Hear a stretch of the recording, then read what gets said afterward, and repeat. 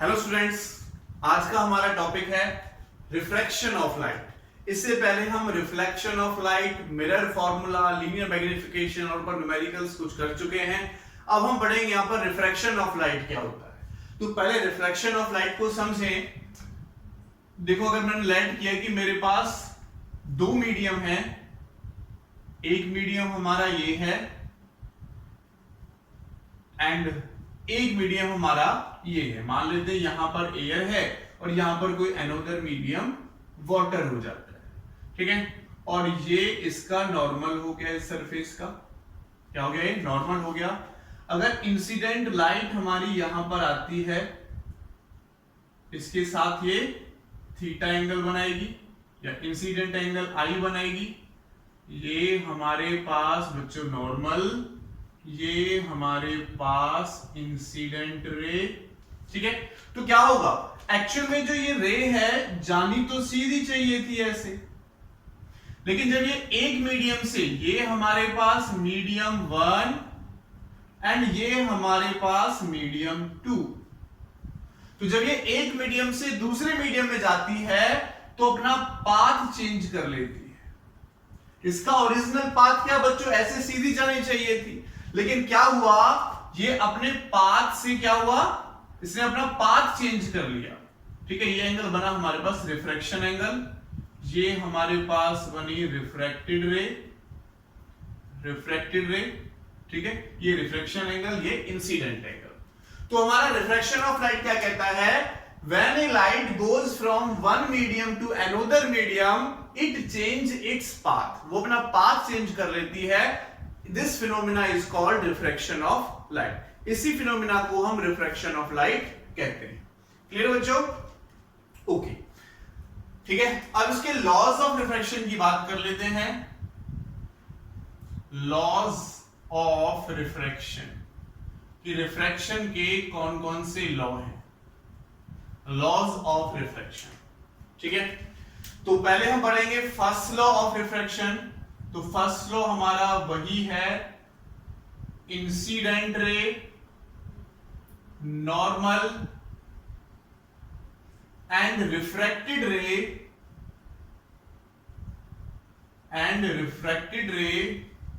all lies in the same plane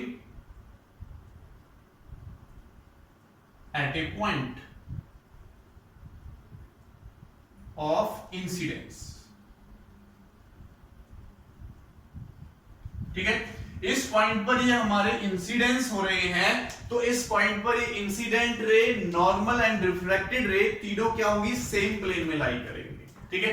second हमारा point कहता है when a light goes from one medium to another medium, one medium से second medium में जाएगी, frequency and phase does not change, frequency और phase change नहीं होंगे, does not change and, ठीक है, एंड, ठीक है।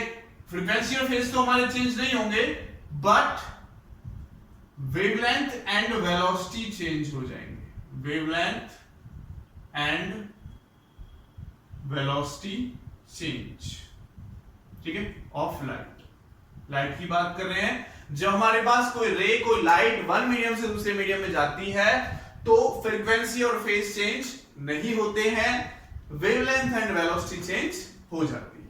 क्लियर बच्चों? चलो थर्ड इसके लॉ की तरफ चलते हैं। Third law is very important law. तो थर्ड लॉ हमारा क्या कहता है, देखो अगर ये मीडियम 1 है, इसका मैं रिफ्रैक्टिव इंडेक्स μ1 लेट कर लेता हूं और इसका रिफ्रैक्टिव इंडेक्स μ2 लेट कर लेता हूं, ठीक है। तो थर्ड लॉ हमारा कहता है the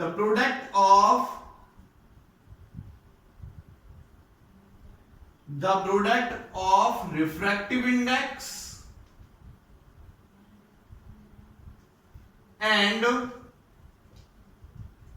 sine of angle of incidence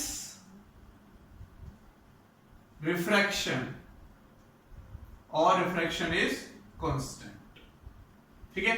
जैसे देखो इसमें हमारा रिफ्रैक्टिव इंडेक्स μ1 है, तो हमने लिखा μ1 into sine of angle of incidence I equal to क्या होगा, कांस्टेंट होगा। और दूसरे वाले केस में देखो रिफ्रैक्टिव इंडेक्स μ2 है and sine of angle of refraction is equal to constant. तो product of refractive index and sine of angle of incidence and sine of angle of refraction and refractive index की multiplication क्या हो जाएगा, constant हो जाएगा।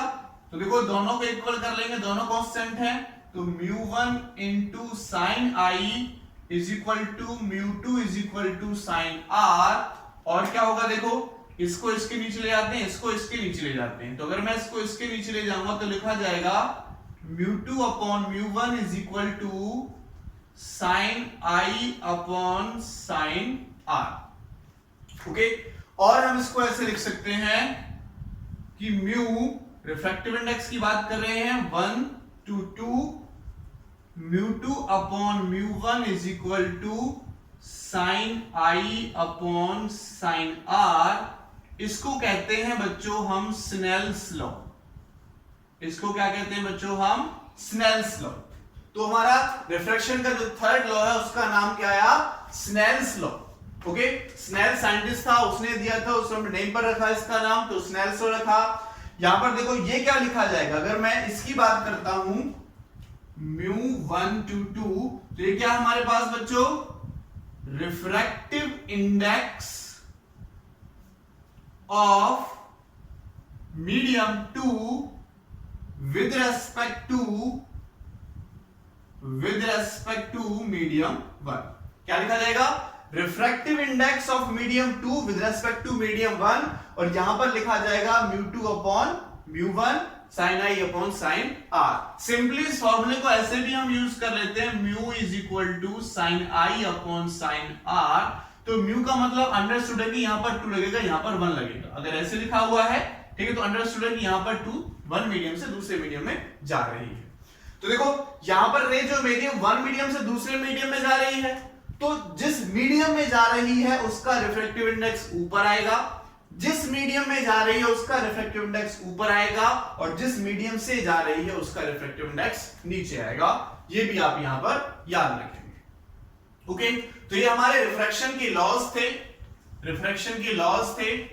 अब एक नई चीज मैंने यहां पर आपको बताई, रिफ्रैक्टिव इंडेक्स, जिसका मैंने फॉर्मूला वगैरह भी यहां पर लिख लिया, लेकिन रिफ्रैक्टिव इंडेक्स को थोड़ा सा हम ब्रीफली समझते हैं कि रिफ्रैक्टिव इंडेक्स हमारा होता क्या है।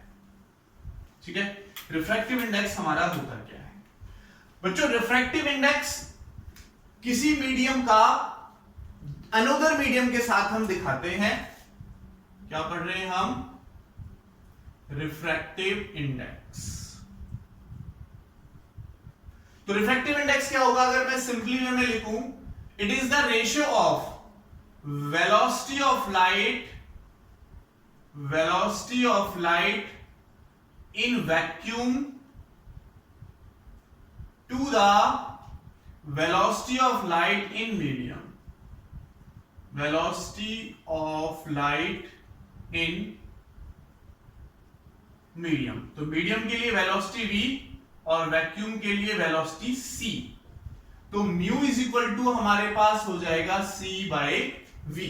क्या हो जाएगा, c बाय v। c की वैल्यू आपको पता ही है बच्चों, वेयर जो c है वो हमारा इज इक्वल टू होता है 3 इंटू 10⁸ मीटर पर सेकेंड। ठीक है, ये हमारा रिफ्रैक्टिव इंडेक्स हो गया, mu is equal to c by v, यानी velocity of light in vacuum to the velocity of light in medium. Okay, ये बच्चों एयर हमारा रेयर मीडियम है, और इसको हम डेंसर मीडियम बोलेंगे वाटर को, इसके कंपैरिजन में। रेयर मीडियम हमारा होता है जहां पर पार्टिकल्स कम होते हैं, जैसे वैक्यूम की बात करूं, एयर भी ना हो तो पार्टिकल कम, उसके कंपैरिजन में एयर की बात करूं तो पार्टिकल ज्यादा हो गए। तो एयर वाला मीडियम वैक्यूम वाले मीडियम से ज्यादा डेंसर हो जाएगा, डेंस हो जाएगा, भीड़भाड़ वाला हो जाएगा, पार्टिकल्स ज्यादा हो जाएंगे। तो रेयर मीडियम्स में पार्टिकल्स कम होते हैं, उसके कंपैरिजन में डेंसर मीडियम में पार्टिकल्स ज्यादा होते हैं। अगर मैं एयर की और वाटर की बात करूं तो वाटर में पार्टिकल्स और पास, एयर में थोड़े कम होंगे। ठीक है, तो एयर के कंपैरिजन में वाटर ज्यादा डेंसर हो जाएगा। ठीक है, तो ये रेयर मीडियम, ये हमारे पास डेंसर मीडियम, इसका रिफ्रैक्टिव इंडेक्स μ1, इसका रिफ्रैक्टिव इंडेक्स μ2 हमने निकाला। तो एक फॉर्मूला तो हमारे पास आ गया μ=c/v। अच्छा सिंपली अगर मैं बात कर लेता हूं, किसी दो मीडियम की बात कर लेते हैं। मान लेते हैं ये मेरे पास एक एयर वाला मीडियम है, एयर है इसमें, ठीक है, और इसका रिफ्रैक्टिव इंडेक्स μ1 और वेलोसिटी इसमें v1 है, और इसमें हमारा मान लेते हैं बच्चों वाटर है, इसका रिफ्रैक्टिव इंडेक्स μ2 है और वेलोसिटी क्या है इसके अंदर v2 है। तो ये क्या हो जाएगा मेरे पास, रिफ्रैक्टिव इंडेक्स 1 से 2। ध्यान रखना ये हमेशा जहां भी आपको सिंपली म्यू लिखा मिलेगा उसको 1 से 2 आप मानकर चलोगे। तो रिफ्रैक्टिव इंडेक्स 1 से 2 हमारा किसके इक्वल हो जाएगा, velocity of light in one medium to the velocity of light in second medium. जैसे यहां पर क्या था, velocity of light in vacuum to the velocity of light in medium, यहां पर velocity of light in one medium to the velocity of light in another medium. तो refractive index का simple ये फॉर्मूला भी हम लिख सकते हैं। देखो एस 9th क्लास में आपने पढ़ा होगा और 11th में भी आप पढ़ोगे इसको या पढ़ा होगा, तो हमारे पास जो v है वो हमारा फ्रीक्वेंसी इनटू वेवलेंथ के इक्वल होता है। वेलोसिटी किसके इक्वल होती है, वेव में आपने पढ़ा होगा फ्रीक्वेंसी इनटू वेवलेंथ। तो यहां पुट कर सकते हैं इसकी वैल्यू μ1 से 2, ठीक है। तो फ्रीक्वेंसी तो हमने लिखवाया आपको लॉ में, फ्रीक्वेंसी एक मीडियम से दूसरे मीडियम में चेंज नहीं होती, तो सेम रहेगी। चेंज कौन होती है, वेवलेंथ। तो ये λ1 अपॉन म्यू, ये हमारे पास λ2, तो फ्रीक्वेंसी से फ्रीक्वेंसी कटेगा। तो रिफ्रैक्टिव इंडेक्स का हमारे पास एक फॉर्मूला वेवलेंथ की फॉर्म में ये भी निकल कर आ जाएगा, ठीक है, ओके। अच्छा एक फॉर्मूला हमने ये निकाला, एक फॉर्मूला ये निकाला, सिंपली फॉर्मूला हमारे पास ए बी और एक formula sin i upon sin r भी है। तो हमने जो टोटल रिफ्रैक्टिव इंडेक्स के फॉर्मूले देखे, mu is equal to μ2 upon μ1 sin i upon sin r, v1 upon v2 and λ1 upon λ2, ये हमारे पास रिफ्रैक्टिव इंडेक्स का फॉर्मूला निकल कर आ गया, ओके। तो इसको हम आगे यूज कर सकते हैं, ठीक है, फॉर्मूले को आगे न्यूमेरिकल्स में हम यूज कर सकते हैं, ओके। अब मैं यहां पर बात करता हूं, जब रे हमारी एक मीडियम से दूसरे मीडियम में जाती है, तो देखो इस वाले केस में क्या हुआ, ये हमारे पास रेयर मीडियम, ये हमारे पास डेंसर मीडियम। तो इस वाले केस में क्या हुआ, रे हमारी ऐसे जानी चाहिए थे लेकिन नॉर्मल की तरफ बेंड हो गई। तो अगर मेरी रे रेयर मीडियम से डेंसर मीडियम में जाती है तो नॉर्मल की तरफ बेंड हो जाती है, और अगर डेंसर से रेयर में जाएगी तो अवे फ्रॉम द नॉर्मल हो जाएगी। अगर ऐसा हो, उल्टा हो हमारे पास, मान लेते हैं कि ये ऊपर वाला हमारे पास डेंसर मीडियम है और ये हमारे पास एयर रेयर मीडियम है, तो यहां से लाइट हमारी ऐसे आएगी, ठीक है। इस वाले पॉइंट पर ये कौन सा मीडियम हो गया बच्चों, हमारे पास डेंसर मीडियम, और ये कौन सा मीडियम हो गया, रेयर मीडियम। तो ये जो लाइट है सिंपली वे में ऐसे जानी चाहिए थी, लेकिन होगा क्या, डेंसर से रेयर आएगी तो अवे फ्रॉम द नॉर्मल ऐसे चली जाएगी। रेयर से denser bend toward the normal, normal की तरफ बेंड होगी, और डेंसर से rare away from the normal, light हमारी अवे चली जाएगी। तो इसको आप याद रख सकते हो बच्चों ड्रॉ वर्ड से, और कभी कंफ्यूजन होता है तो ड्रॉ वर्ड से याद रख सकते हो, डेंसर टू रेयर अवे हो जाएगी, ठीक है, और बाकी बेंड हो ही जाएगी, रेयर टू डेंसर जाएंगे तो, अंडरस्टूड है, ठीक है, ओके बच्चों। चलो आगे हम बात करते हैं, एक छोटा सा न्यूमेरिकल देखते हैं, फिर हम आगे चलते हैं। देखो हमने यहां पर ये चीजें पढ़ी, μ2 upon μ1 sin i upon sin r, ठीक है। तो अगर मैं इनसे छोटा सा न्यूमेरिकल आपसे लिखूं, मान लेते हैं क्वेश्चन मैं आपको दे देता हूं, if velocity of light in a medium is 2 into 10 raised to power 8 meter per second, then find its refractive index, ठीक है। तो तब उसका रिफ्रैक्टिव इंडेक्स निकालो, कैसे निकालोगे, देखो बच्चों, हमें इस क्वेश्चन में गिवन क्या है, v की वैल्यू गिवन है 2 into 10 raised to power 8 metre पर सेकेंड, ठीक है। कहता है कि एक मीडियम में वेलोसिटी की लाइट ये है, और वैक्यूम में वेलोसिटी ऑफ लाइट हमें पता है 3 into 10 raised to power 8 metre पर सेकेंड होती है।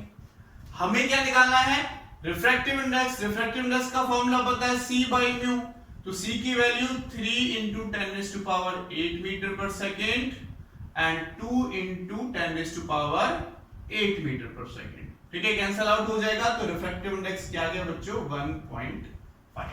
ये हमने रिफ्रैक्टिव इंडेक्स की यहां से वैल्यू फाइंड आउट। ओके बच्चों, बात समझ में आई? चलो आगे चलते हैं, चलो नेक्स्ट न्यूमेरिकल ले लेते हैं। अब नेक्स्ट न्यूमेरिकल ले लेते हैं। आपको एक सिचुएशन गिवन है बच्चों, इस टाइप से एक सिचुएशन गिवन है।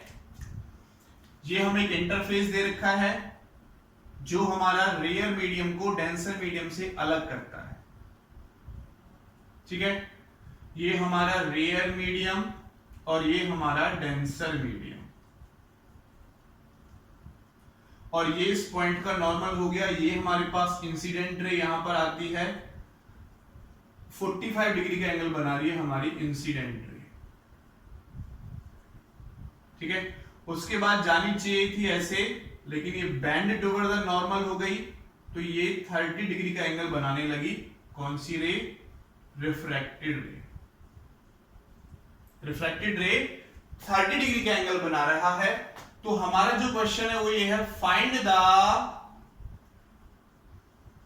Refractive index of denser medium.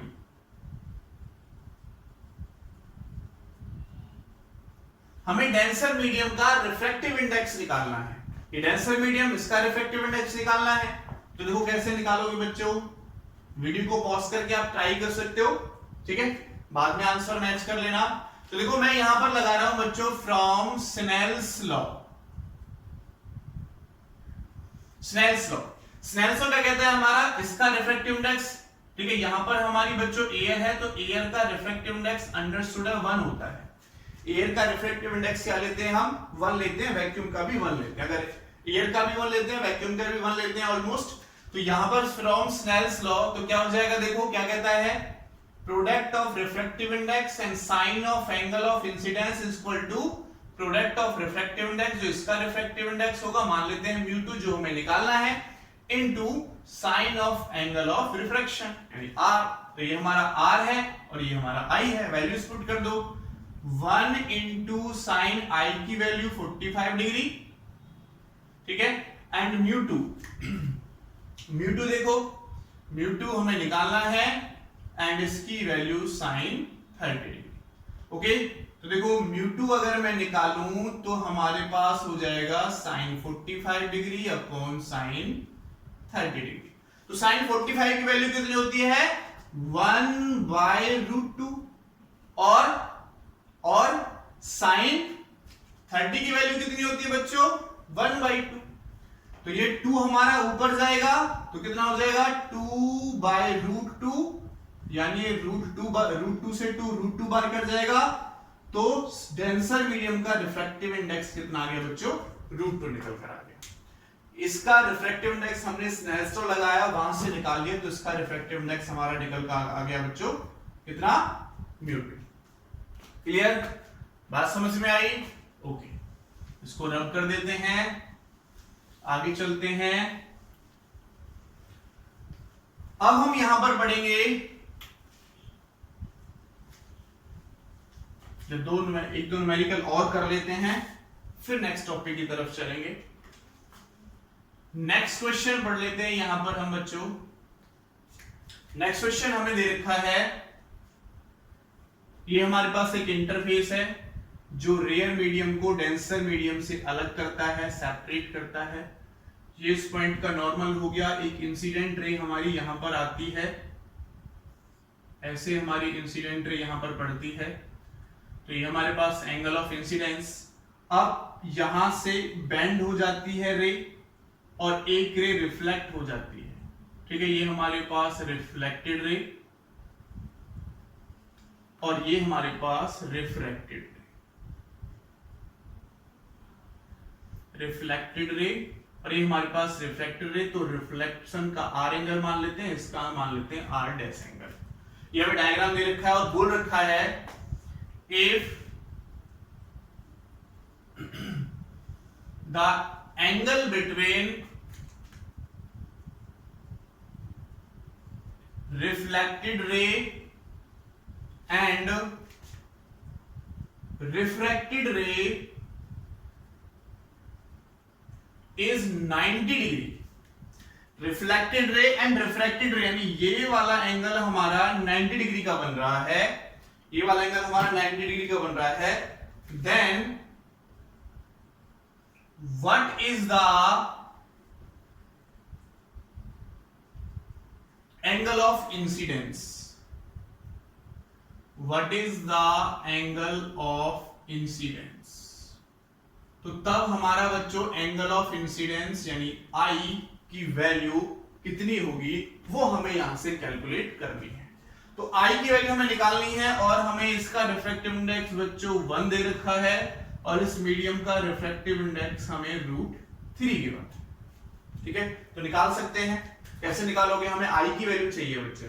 ठीक है, अगर मुझे आई की वैल्यू चाहिए तो अगर मैं देखो बच्चों यहां से स्नेल्स लॉ लगाऊं, फ्रॉम स्नेल्स लॉ, तो स्नेल्स लॉ से देखो रिफ्रैक्टिव इंडेक्स, इसको μ2 इसको μ1 का नेम दे देते हैं, तो μ1 into sine I is equal to μ2 into sine R, ये फॉर्मूला होगा। ठीक है, तो यहां से देखो μ1 साइन आई हमें निकालना ही है, μ1 की वैल्यू हमें पता है, μ2 की वैल्यू पता है, आर अगर हमें पता चल जाता है ये वाला आर, ठीक है, तो हम आगे सॉल्व कर सकते हैं इसको। तो आर निकालना है हमें। ठीक है, हमें दे क्या रखा है बच्चों? ये चीज देखो, हमें ये टोटल एंगल 90 का दे रखा है। ठीक है, तो ये जो आर है, यस, टोटल एंगल 90 किसके इक्वल होगा बच्चों? मैं कह सकता हूं, मैं लिख सकता हूं यहां पर, मान लेते हैं इसको ए, इसको बी, इसको सी नेम दे देते हैं। ठीक है, और इसको डी, तो किसके इक्वल हो जाएगा? Angle A B D plus D B C, ये वाला एंगल यानी A B D and plus D B C, ये वाला एंगल, ये वाला एंगल और प्लस ये वाला एंगल, ये तो 90 का बन रहा है हमारे पास। ठीक है, ये तो 90 का बन रहा है, ये वाला एंगल और ये वाला एंगल, तो ये मैंने लिख दिया एंगल डीबीसी के इक्वल होगा। तो देखो अगर मैं एंगल डीबी एबीडी निकालूं, ये वाला एंगल, तो टोटल 90 का है, 90 में से r माइनस करूंगा तो ये आ जाएगा, तो इसको मैं लिख सकता हूं 90 minus r plus angle DBC, देखो डीबीसी ये भी टोटल 90 का है, 90 में से अगर मैं r डैश माइनस करूंगा तो ये आ जाएगा, तो इसको मैं लिख दिया 90 माइनस r डैश। ओके, तो देखो एक 90 से 90 कटेगा, r को मैं इधर ले आता हूं तो r मेरे पास इक्वल हो गया 90 minus r dash, 90 minus r dash, और स्नेल्स लॉ हमने लगाया तो साइन आई साइन r डैश होगा। ठीक है, r डैश अगर मैं निकालूं तो उल्टा हो जाएगा, r डैश को इधर लाएंगे 90 माइनस r के इक्वल।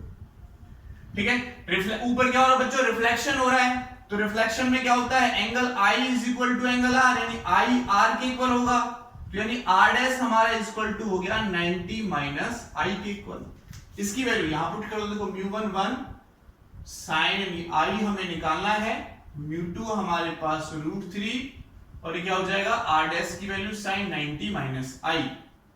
ओके, तो √3 इंटू साइन 90 पे कॉस में चेंज हो जाएगा, तो इसको हम लिखेंगे कॉस साइन 90 माइनस आई, हमारा कॉस में आ जाएगा, तो इसको लिखेंगे बच्चों हम कॉस आई। ठीक है, तो ये इसके नीचे आएगा, तो ये हमारे पास हो जाएगा sine I upon cos I is equal to √3, ये हमारा tan आई के इक्वल होता है, और tan √3 कहां पर होता है बच्चों? tan 60 डिग्री पर, tan से tan कट जाएगा, I की वैल्यू बच्चों 60 डिग्री निकल कर आ गई। तो एंगल ऑफ इंसिडेंस हमारे पास कितना आ गया बच्चों? 60 डिग्री निकल कर आ गया इस केस में। ओके ओके, चलो आगे चलते हैं, आगे चलते हैं बच्चों। एक और न्यूमेरिकल हम यहां पर लेते हैं, फिर एक टॉपिक कराएंगे आपको। क्वेश्चन नंबर 4 चल रहा होगा जहां तक है। ठीक है, देख लेते हैं क्वेश्चन हम यहां पर करा रहे हैं। क्या क्वेश्चन है हमारा? ये हमें एक स्फीयर दे रखा है, ये उसका सेंटर है। ठीक है, ये वाला पॉइंट उसका सेंटर है, स्फीयर है ये, सॉलिड स्फीयर, इसका रिफ्रैक्टिव इंडेक्स है μ3 और ये इसकी एक्सिस हो गई। ये एक रे हमने इस पर डाली, इंसिडेंट रे ऐसे यहां पर पड़ेगी, तो ये जो हमारे पास इंसिडेंट एंगल है वो हमें दे रखा है 60 डिग्री का। यहां से हमारी थोड़ी सी रिफ्लेक्ट होगी और ऐसे चली जाएगी, यहां पर हमारी रे पहुंची, तो इस पॉइंट का अगर मैं नॉर्मल ड्रॉ करूं तो वो सेंटर से पास होगा ऐसे, और ये हमारे पास रिफ्रैक्शन एंगल, ये हमारे पास r डैश, लास्ट में हमारी रे निकलकर ऐसे चली जाएगी, ये हमारे पास इमर्जेंट एंगल। ठीक है, इसकी रेडियस हमें क्या दे रखी है, r इसकी रेडियस है। तो हमें निकालना है बच्चों, इधर हमारा एयर है तो एयर का रिफ्रैक्टिव इंडेक्स 1 लिया जाता है, ये अंडरस्टूड है। हमें निकालना है find the value of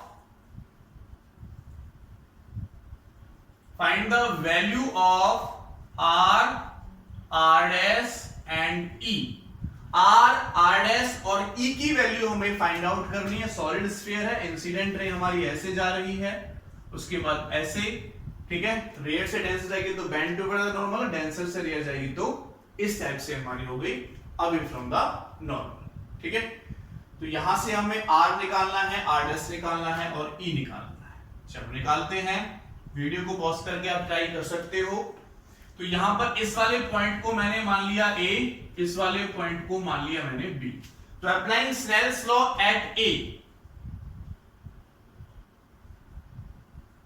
applying Snell's law at a point पर स्नेल्स लॉ लगाओ तो क्या हो जाएगा, refractive index μ1 into sin i is equal to μ2 into sin r।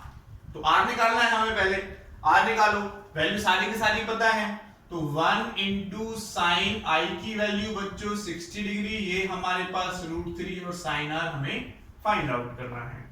तो sin 60 पे कितना होता है बच्चों, √3/2 और ये हमारा √3 एंड sin r √3 से √3 कटेगा तो इधर कितना बचा, यानी sin r हमारा किसके इक्वल हो गया, 1/2, और 1/2 कहां होता है बच्चों, ये 30 डिग्री पर।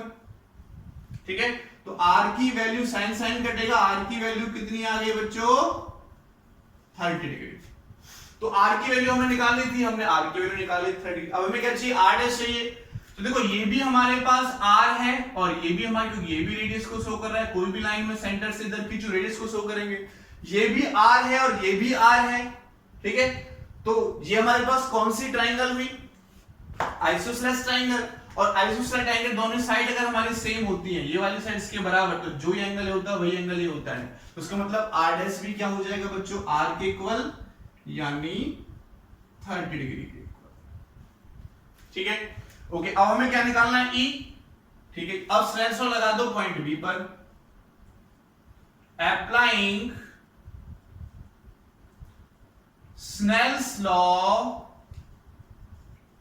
Eight point B. अब बी पॉइंट पर स्नेल्स लॉ लगा दो। देखो अगर मैं बी पॉइंट पर स्नेल्स लॉ लगाता हूं तो क्या होगा, इसका रिफ्रैक्टिव इंडेक्स यानी μ2 into sine of angle of incidence, यहां पर r डैश है, बाहर निकलेंगे तो μ1 रिफ्रैक्टिव इंडेक्स हो जाएगा, बाहर का μ1 है, into sine of angle of refraction कितना है, e, जो हमारा इमर्जेंट एंगल e के इक्वल है। वैल्यू पुट करो, इसकी वैल्यू √3 sin r डैश की वैल्यू हमने 30 निकाली, तो sin 30 इज इक्वल टू μ1 की वैल्यू 1 एंड sin e हमारे पास आ जाएगा। तो देखो √3 इंटू sin 30 की वैल्यू 1/2 इंटू sin e, तो √3/2 आ रहा है। √3/2 कहां होता है, sin 60 डिग्री पर। तो e की वैल्यू कितनी आ गई बच्चों, 60 डिग्री। तो हमें तीन चीजें निकालनी थी इस क्वेश्चन में, तीनों हमने निकाल दिया, r निकाल दिया, r डैश निकाल दिया और e की वैल्यू फाइंड आउट कर दी। ओके बच्चों, चलो आगे चलते हैं, अभी टॉपिक कराते हैं आपको, refraction of light through a rectangular glass slab. Refraction of light through a rectangular glass slab, ये हमारा टॉपिक है। नेक्स्ट टॉपिक,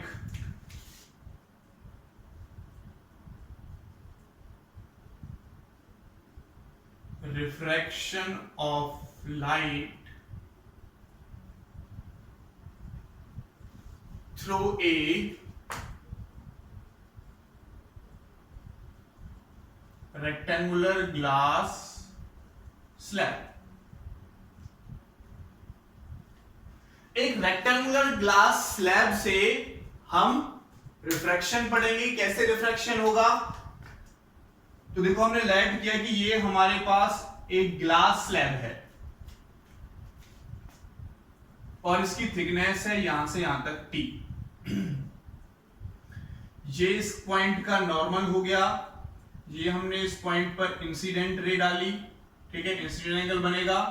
तो एक्चुअल में जो रे थी वो ऐसे निकल जानी चाहिए जब हमने इंसिडेंट रे ये डाली है, तो ठीक है, रे ऐसे निकल जानी चाहिए थी। लेकिन क्या होगा, रेयर से डेंसर जा रही है, इसका रिफ्रैक्टिव इंडेक्स μ1, यहां पर एयर, और ये ग्लास स्लैब की बात हो रही है तो इसका रिफ्रैक्टिव इंडेक्स μ2, ठीक है। रेयर मीडियम डेंसर मीडियम तो बैंड टुवर्ड द नॉर्मल होगी, यहां पर पड़ेगी, यहां पर पड़ेगी बच्चों। तो इस पॉइंट का नॉर्मल ये हो जाएगा, ठीक है, इस पॉइंट का नॉर्मल ये हो गया हमारा। ये एंगल ऑफ रिफ्रैक्शन ये होगा, तो देखो दोनों पैरेलल लाइन से, तो आर हमारे पास ये हो जाएगा, और ये वाली लाइट डेंसर से रेयर जा रही है तो अवे फ्रॉम द नॉर्मल हटेगी, तो ऐसे अवे फ्रॉम द नॉर्मल हो जाएगी। ठीक है बच्चों, क्या होगा, अवे फ्रॉम द नॉर्मल ऐसे लाइन हट जाएगी, तो निकलेगी बाहर की तरफ, तो ये इमर्जेंट एंगल होगा। तो ये देखा हमने फाइनली, ये यहां से हमने ऑब्जर्व किया कि जो इंसिडेंट एंगल है, एंगल आई, वो इमर्जेंट एंगल के इक्वल होता है। ये एक्सपेरिमेंटली ऑब्जर्व हमने किया, तो वो हमने यहां पर लिख दिया। ओके, ठीक है।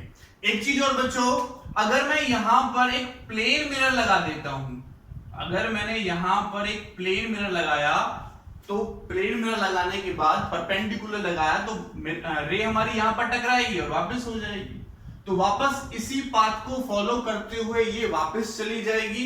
इस फिनोमिना को बोला जाता है प्रिंसिपल ऑफ रिवर्सिबिलिटी।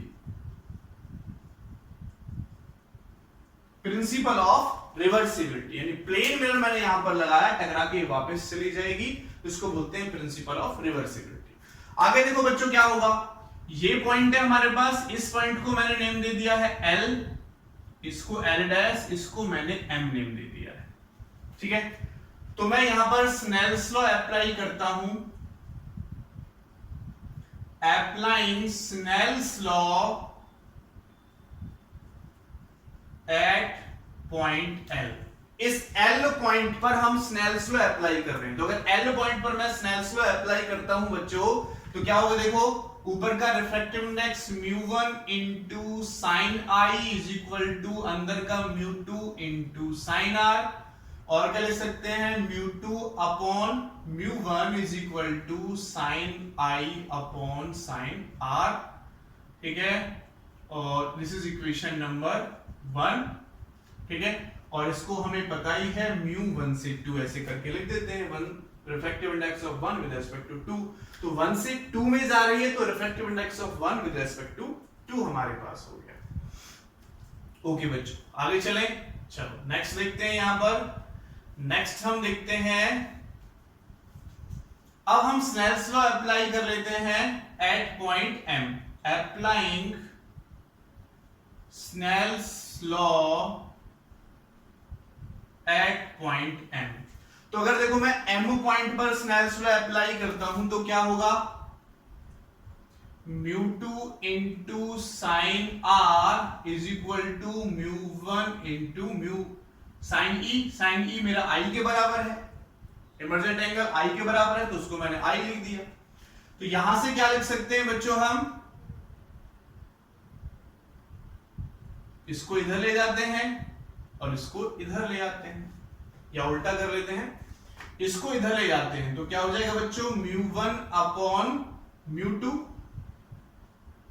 μ1 अपॉन μ2, और इधर क्या हो जाएगा, sine R upon sine I, ठीक है, sine R upon sine I।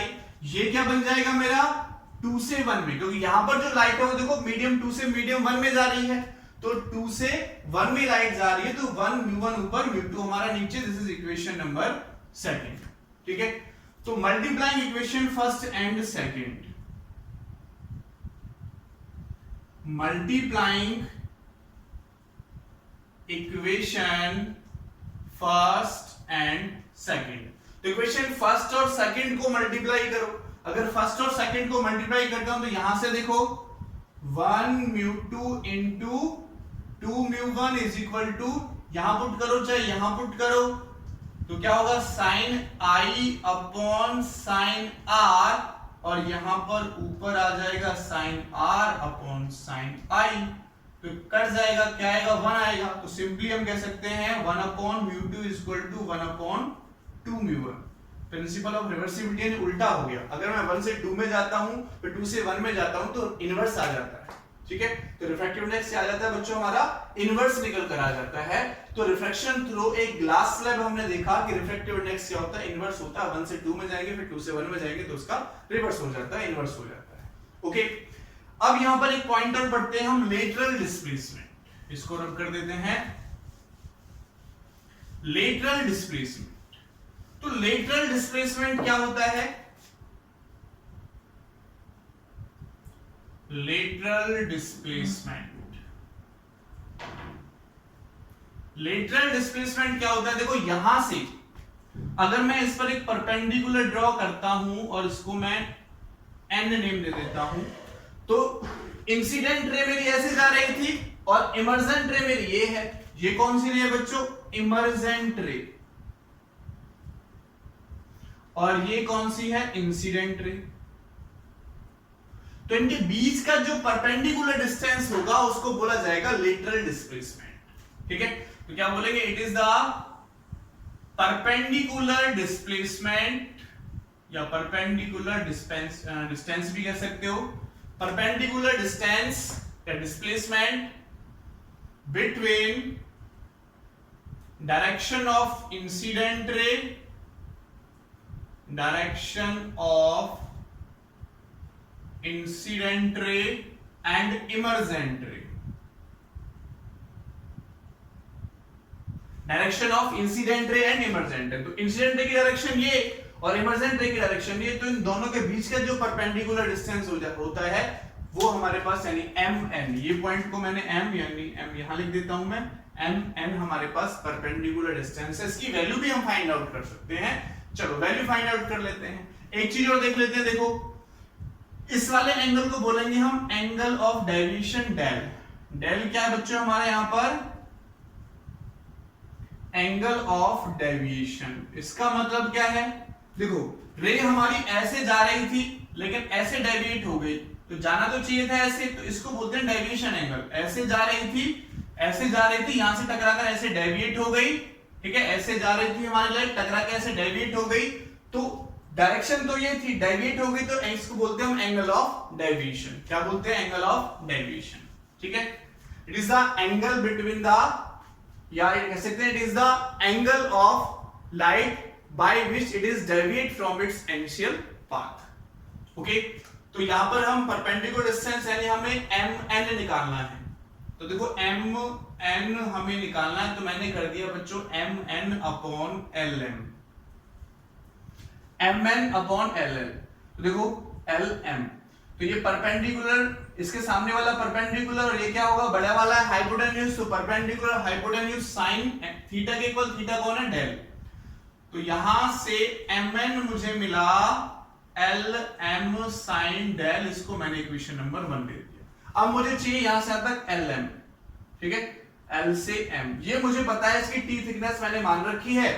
तो अगर मैं यहां से फ्रॉम ट्राइंगल, ठीक है, इसमें भी लिख लेते हैं कि फ्रॉम ट्राइंगल का हमने एल एम एन का यूज किया, हम कर रहे हैं एल एल डैश एम का यूज, तो मैं निकाल रहा हूं L L dash upon L M. तो एल एल डैश यानी हमारे पास बेस हो जाएगा, और ये हमारे पास ये हाइपोटेन्यूज हो जाएगा, base upon hypotenuse cos R के इक्वल हो जाएगा।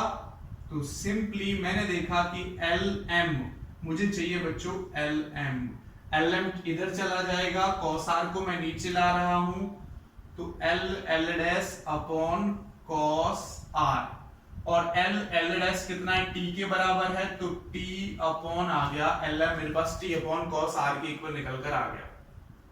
ठीक है, इसकी वैल्यू उठाकर पुट कर दूंगा मैं यहां पर। नाउ mn ही तो है मेरा lateral displacement, perpendicular distance mn ही तो है, इसकी वैल्यू पुट कर दो, तो t upon cos r and sine del, ये मेरा लेटरल डिस्प्लेसमेंट निकलकर आ गया। एक चीज और देखो बच्चों, ये वाला एंगल इस वाले एंगल, इस वाले टोटल एंगल के बराबर होगा, ये वाला एंगल अल्टरनेट एंगल है, तो मैं लिख सकता हूं angle I is equal to R plus del, ये r यहां से तक ये डेल, तो r प्लस डेल I के इक्वल होगा, और डेल निकालें तो I माइनस आर, ज्यादा से ज्यादा आप डेल की वैल्यू और पुट कर सकते हो, तो mn is equal to t upon cos r और साइन डेल, डेल की वैल्यू है I माइनस आर। तो ये क्या है बच्चों हमारे पास, लेटरल डिस्प्लेसमेंट, और लेटरल डिस्प्लेसमेंट बच्चों किस किस के इक्वल है, किस किस पर डिपेंड कर रहा है, इक्वल तो आ गया, किस किस पर डिपेंड कर रहा है, तो फर्स्ट फैक्टर है बच्चों जिस पर मेरा लेटरल डिस्प्लेसमेंट डिपेंड कर रहा है वो है t, यानी thickness of the glass slab. First point thickness of the glass slab पर डिपेंड कर रहा है। नेक्स्ट मेरा डिपेंड कर रहा है एंगल ऑफ रिफ्रैक्शन पर, कि एंगल ऑफ रिफ्रैक्शन कितना है, एंगल ऑफ रिफ्रैक्शन पर डिपेंड कर रहा है। एंड थर्ड फैक्टर हम कह सकते हैं बच्चों वेलोसिटी ऑफ लाइट पर डिपेंड कर रहा है, velocity of light in medium, कि इस मीडियम में वेलोसिटी कितनी है, इस पर डिपेंड करेगा, जिसको मैं आपको थ्योरेटिकली बता रहा हूं कि ये हमारा किस पर डिपेंड करेगा, कि वेलोसिटी ऑफ लाइट कितनी है इस मीडियम में, उस फैक्टर पर भी हमारा ये डिपेंड करेगा। क्लियर? तो ये था हमारा refraction of light through a glass slab. Okay, thank you so much.